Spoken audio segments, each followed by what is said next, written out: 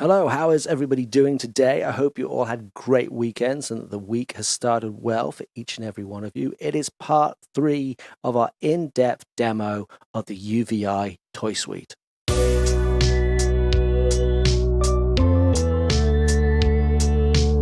toy suite is arranged into 3 different types of instrument: the 8-bit synth, acoustic, and electric. We've already covered the 8-bit synth and the acoustic in parts 1 and 2. Today, we're going to be looking at the electric instruments. Coming up later in the video, we're going to have a full breakdown of a production I put together using just the electronic instruments.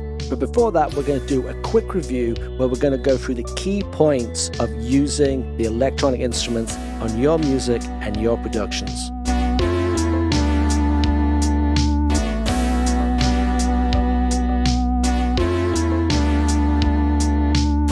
When you go back and consider the 8-bit synth interface, which is very, very much particular to itself, based on an old arcade machine, the interfaces for both the acoustic and the electric instruments are much more similar in that they're both based around this sort of design of it being like a book. The interface is not as immediately intuitive as the 8-bit instruments, but once you get into it, you find that it works very simply and very well. The drive is particularly good at adding some fizz and excitement. If we take a listen to the synth part from the production that I built,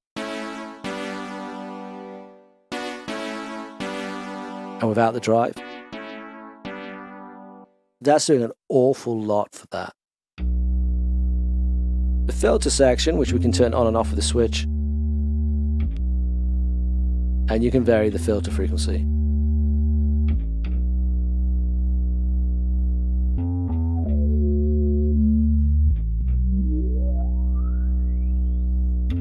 Pitch and tone includes options like color, semitone, fine, mono, time depth, etc.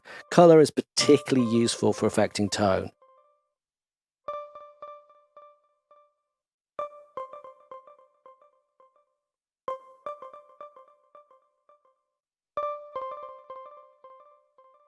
Really very, very nice. That very, very useful for shaping your productions and allowing things to sit naturally in the production.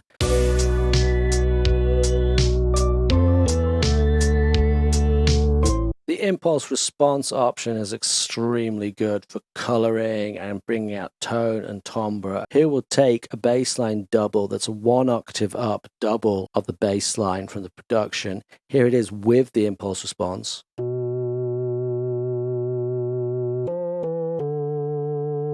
Let's drop it off. Put it back in. It's giving it so much. It's making it feel like it's got that great kind of B-movie, kind of samurai movie kind of sound. I particularly like this phaser option within the modulation module. Let's have a quick listen to this synth part.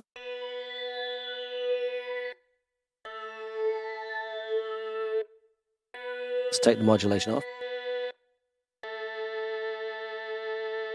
That's very, very nice. The addition of the workshop effects gives you even more options when you're trying to shape and add interest and movement to your tracks. Let's have a quick listen to this percussive effect that we have from the production. Let's take out the ping pong delay. You can hear that it's just adding so much more of a musical quality to it. Automation is extremely useful in any production. Toy Suite give you a lot of automation options. You just have to get your head around how to set them up first. And the way you do that is by right-clicking on the thing that you want to automate, and you have to select the host automation slot. Once you've done that, your DAW should automate in the way that it does usually. Here we have some automation that allows us to blend from one reverb to another. Let's have a quick look at how this is going to work. We're automating the mixers, and you'll see they'll go from 0 to 35% as we go through the loop.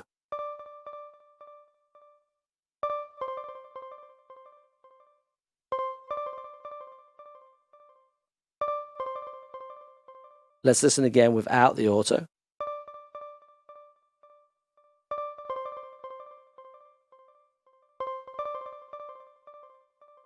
And you can hear how that's helping to create a lot of movement within the production.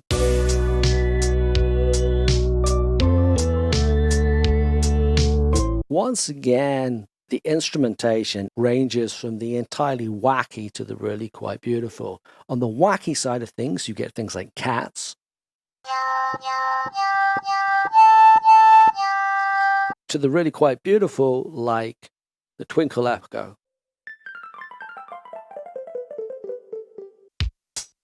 There's also surprising functionality within the program. For example, the drums are very usable. And considering that this is a collection of toy instruments, it can really carry some serious attitude.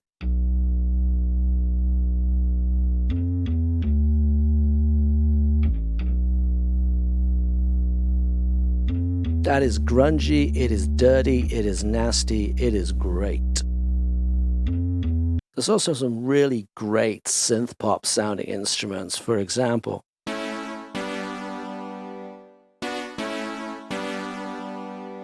And let's not forget, there are also some serious crowd pleasers.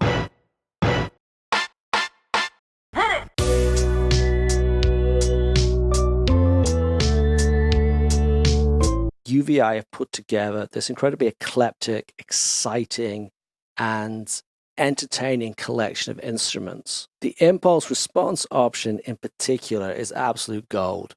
The fact that I've been able to put together productions for each of the 8-bit synth, acoustic, and electric instruments, and it never at any point feel like I needed to work beyond that particular group of instruments, demonstrates just how much depth there is within this virtual instrument. The Toy Suite is a really exciting and I think singular virtual instrument. I'm hard pressed to think of anything that comes close to giving you what it gives you. It really is a Swiss Army knife of lunatic noises and beautiful sounds.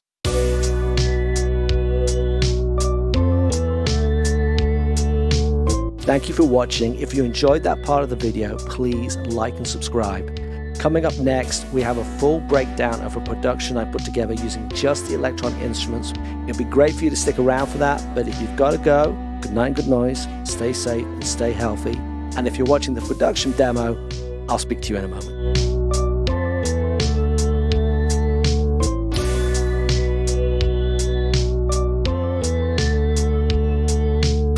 Thank you so much for staying with us. I'm really looking forward to going through the production with you. I hope you're going to find it really interesting, and I hope you're going to find it really useful. All right, so let's get some drums sorted out. Here we are already in the Toy Suite. So we're going to click on Electric, Drums and Effects, and I've already had a quick go through the drums, and I like the sound of this DRP1. We're going to use a loop, and we're going to use the top of the pile.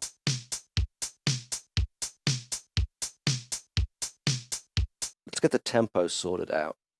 At the moment we're running at 120, which is a touch fast. Let's see how it sounds when it's slow. A touch boring. We could go very, very fast. I actually quite like it there. I think it's quite good when it's at that pace, but I do like it down here. I think it's got a little bit more hustle down here. Just a little bit of strut. Another thing we can do is we can change the pitch of the drums a little bit. So at the moment the drums are playing off C3. So we can go for much lower. Get a little bit 9 Inch Nails. I quite like just a slight adjustment. So rather than C3, I quite like it on B2. A little bit more body in the kick, and the snare has got that slightly dustier feel to it. Right, there are different ways that we can control the trigger of the drums. If we click on main, you can see that we get dropped into a different interface. The default is that the drums are set on this continuous or autoplay setting, and that the trigger is immediate. So if I press play, the drums play automatically. This, however, is not ideal. The next way we can control the drums is we can do it with Midi. So we turn off the autoplay function, And I'm going to unmute a MIDI control channel that I've already created that's going to trigger the B2 drum key, and you're going to see that triggering down here.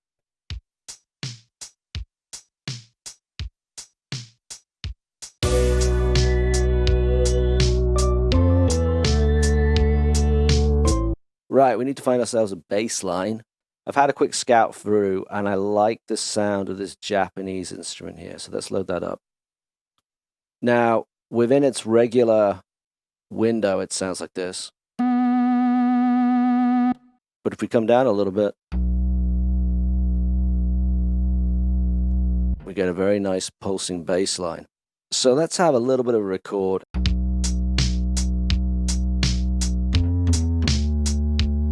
Right, I've been having a quick play with the impulse response option, and I like how this vintage tube is working. So let's have a quick listen to the bass line without it.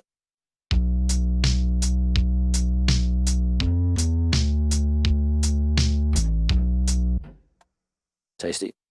Let's kick in the impulse response, and at the moment we've got it on full beans.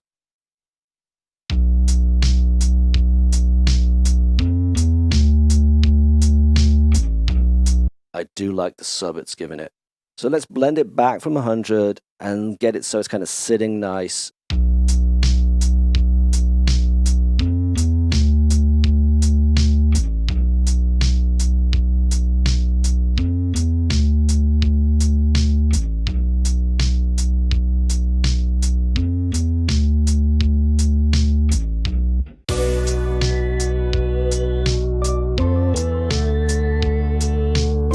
What I want to do now is I want to add a couple of double tracks to that bass. So I want to add like an octave up and a 2 octave up, and then have those two things alternate through the production. So here we are in part 3. So let's just cue up the instrument, and we're going to do the same thing in part 4. Rather than play the part, we can simply copy and paste our MIDI. We now have 3 sets of identical MIDI. Obviously, you don't want that. So the first thing we'll do with the first MIDI, we're going to push it up.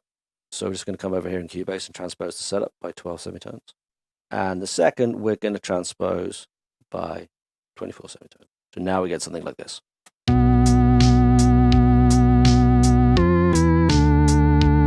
Stacked. So rather than have all 3 of them play at the same time, what I've done is I've alternated them. Let's see if we can add a little bit of texture to those bass loops. So we've queued up a little bit of impulse response. This is what the bass sounds like at the moment.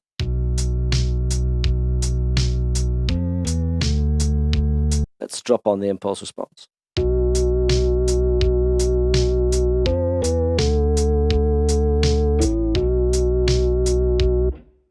Tasty. Now let's blend it back so it's not quite so heavy-handed.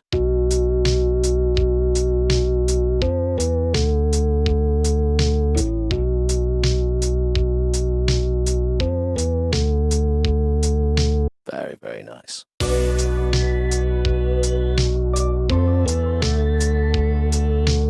Let's see if we can get some harmonies going. Queued up the orange organ that sounds a little bit like this. Let's have a little record, shall we?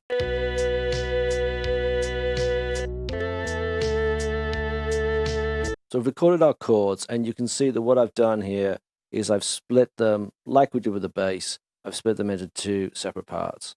So let's have a look at this first part. I've queued up a little bit of automation. Here's what it sounds like without the modulation.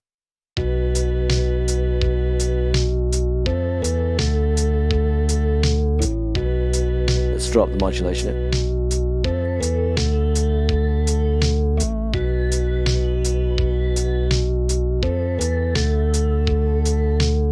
And we're just adding a little bit of shifting movement. For the next section, I've queued up a little bit of tremolo.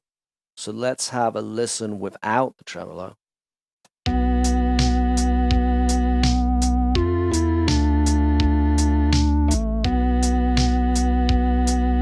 Let's drop that tremolo in.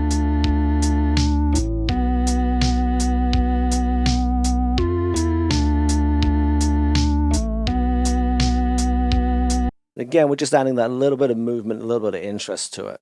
I've also added a little bit of tone and color with the impulse response option. Let's have a quick listen to kind of a short loop without the impulse response.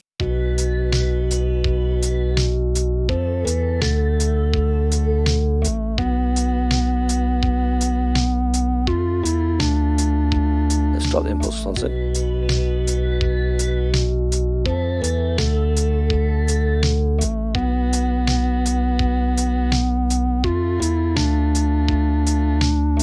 Just twisting that timbre up a little bit and making it a little bit more interesting.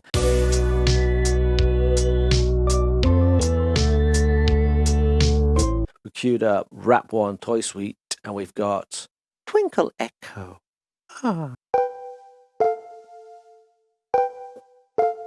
Let's have a quick record and see what we can come up with. So I've split it across 2 different channels so we get this kind of call response thing going on.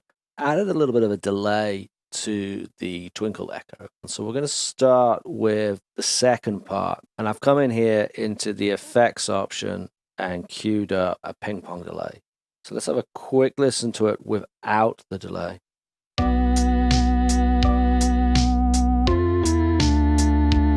Let's drop the delay in and see what it sounds like.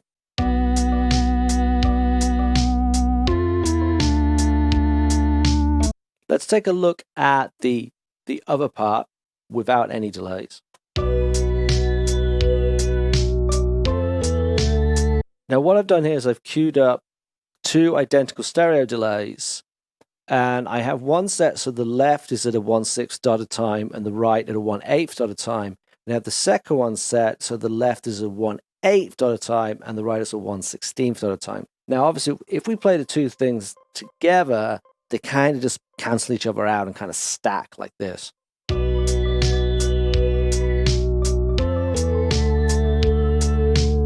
That's not really what I want to achieve. What I want to achieve is so it shifts from one thing to the other.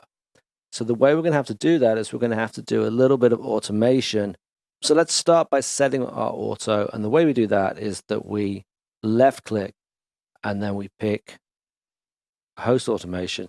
And there you go, we've got mix. And we do the same thing on this, and there we go. So already Cubase has actually found us one of the mixes. So we can light that up. Let's go see if we can find the other one. There's our second mix. So first up, I only want the note on the beat to actually be affected by the delay. So here, we're actually going to take both delays off. And the way we're going to do that is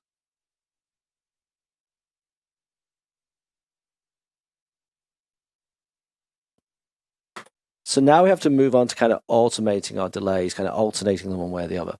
So let's take this little guy here and we're going to move him to there. But to make it work, we've got to remember to mute this extra note. So let's work at it like that. And then we're going to take this little guy and move him all the way to there. And then mute this like that. Let's have a quick listen to what that sounds like.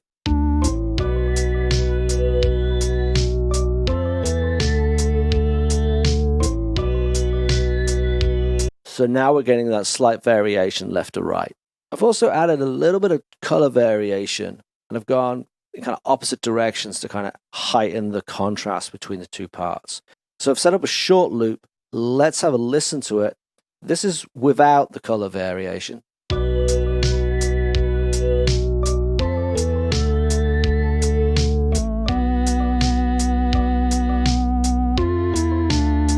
So let's drop in the color variations. So on the first part, we're going to go all the way up to 9.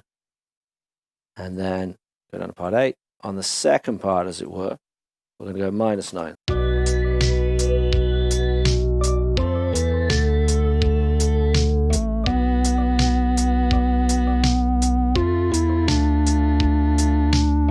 See, there's a lot of contrast there. I'm not 100% happy with the tone for that second part. It's a little bit wimpy. So I've queued up some impulse response. I've queued up a mini amp with 60 out of 100 there. So let's have a listen to what that does to it.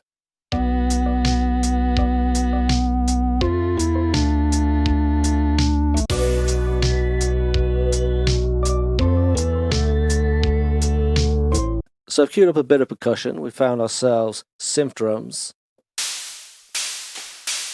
Let's have a little record.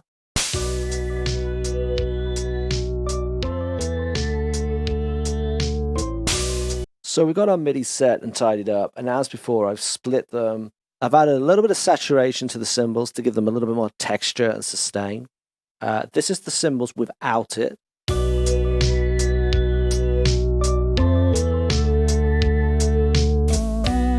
So they're a little bit wimpy, a little bit thin. Now the saturation is adding a touch of gain, but I think you'll still be able to hear that we're getting more than just that back from it.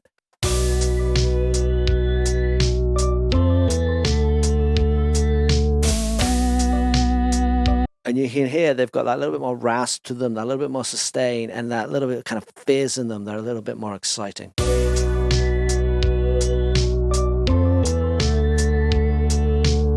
Okay, so I've come up with an extra set of chords to put in there. I'm not totally convinced by the virtual instrument we're using just yet. We may well change that. So let's go have a quick record of it.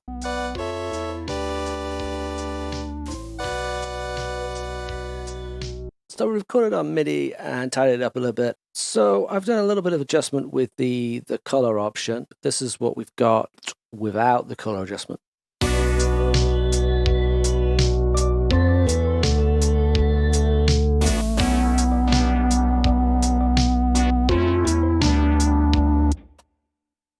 So let's drop the color adjustment in. We're going to go -9 on the first one, and we're going to go +9 on the second.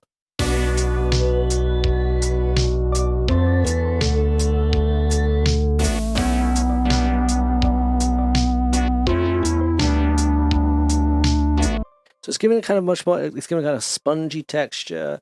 I think it's putting it more in the genre of the actual track. Right. I've also had a quick play with the amp. So you can hear that what I've done is I've added a little bit of release, I've tailored the sustain, and I've added a little bit of decay so we get this.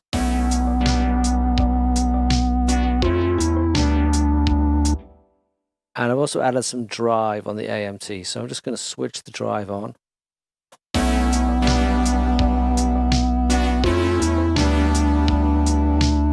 You can hear there it's making a big difference doing that. In addition to the saturation, the drive that I've added, I've also added a plate reverb that I've applied using the auxiliary send. So we're coming out at about -42 dB. You can see we've set a pre-delay of about 52 milliseconds. We've shortened the time in a little bit. We're dampening some of those low frequencies down, leaving the highs low. And we've got a low rather, and we've got a little bit of width there. So let's just start with it off, and then I will bring it in.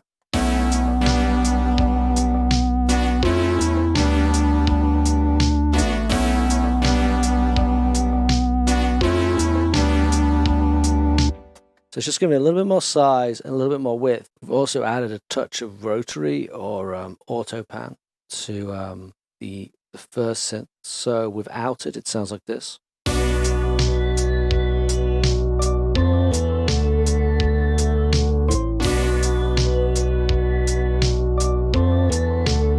Let's drop it in.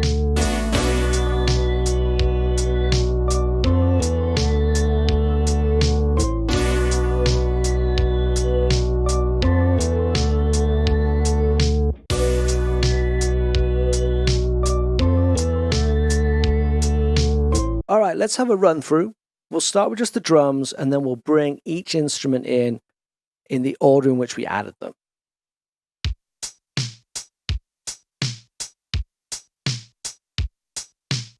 So we start with the DRP1, just the first drum loop right at the top of the stack. We changed the tempo from 120 to 83 BPM to give it a little grunt and grind. And then we switched it from playing off a C3 to a B2 because that gave us a little bit more weight on the kick and a little bit more dust on that snare. Next up, we needed to get ourselves a bass line going. So we called up this instrument, the Japanese instrument, and we played it outside of the regular octave range, so we got this nice low sound. We then used the impulse response to give us a little bit of low sub and grunt to it. Then we double tracked up the bass twice. Here's the first one. This is an octave up, and rather than stack them, we decided to alternate them. So then we went 2 octaves up, have them alternate like that, and that forms the pattern for the rest of the production. We used a little bit of impulse response to color the two of them up as well, and then we started looking at adding some extra chords. It's the first lot, and you can hear we're using a phaser to get some shift and movement in those chords. Second lot of chords coming up, and we got the tremolo shifting it from left to right. Then we looked at the twinkle echo. Oh yeah. And we're using the color to just affect the timbre and help contrast one twinkle echo from another. Here comes the second lot. And you can hear they're very different. They've both got delays working, so the second one has a ping pong delay going on. And the first one actually has two delays, and we're automating one to the other, so we've got slight variations going from left to right. Let's move on down, and now the synth drums.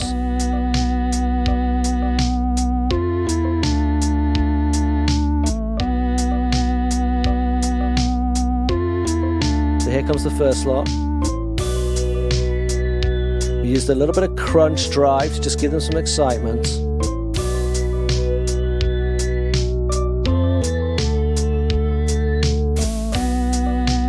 You can hear we're contrasting them slightly as well. They're not quite playing the same thing, so we're bringing out that kind of call response shape of it every time. Then we added some extra chords.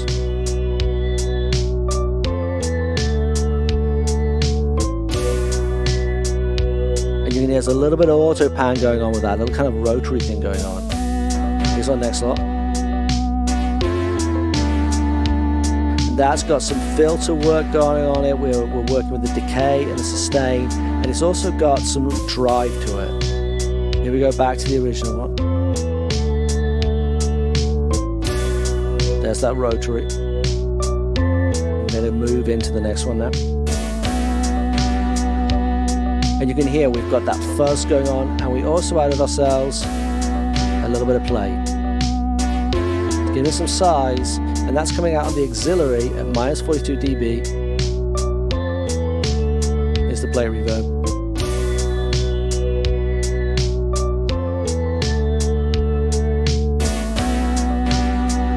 There it is. You can hear the difference. Just giving that a little bit more width and size.